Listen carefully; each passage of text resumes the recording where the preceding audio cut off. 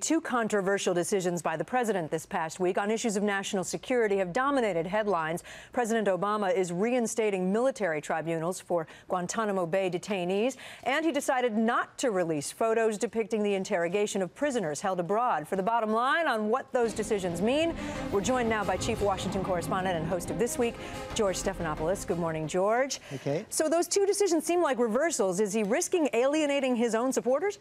He has taken a lot of heat from liberal groups, especially the American Civil Liberties Union, Human Rights Watch. They all say that the president has done a complete 180 from what he promised in the campaign. Now, the White House says that the situation is actually more complicated than that. It's pretty clear that the president did reverse the administration's position on releasing those photos. On the commissions, they say the president was always for commissions that were properly constituted. That's why he's adding the kind of due process protections he thinks are necessary. Of course, those human rights groups say that you just can't fix these tribunals. They don't have the independence that a court of law should have. And that fight's going to continue, and the fights are going to get even more dicey as the president continues to try to go forward on his plan to close down Guantanamo. Even Democrats now in both the House and the Senate are resisting the administration's call to bring some of these detainees into the United States. And we expect to hear more about this week. It's not over yet, right? It is not over. The president's going to give a speech on Thursday where he tries to put all of these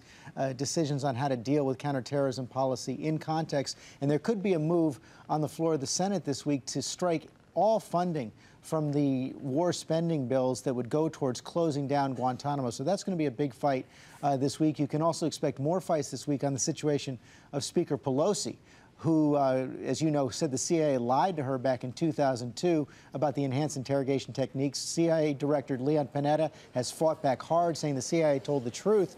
And there are more calls now for an investigation into this matter as well. Okay.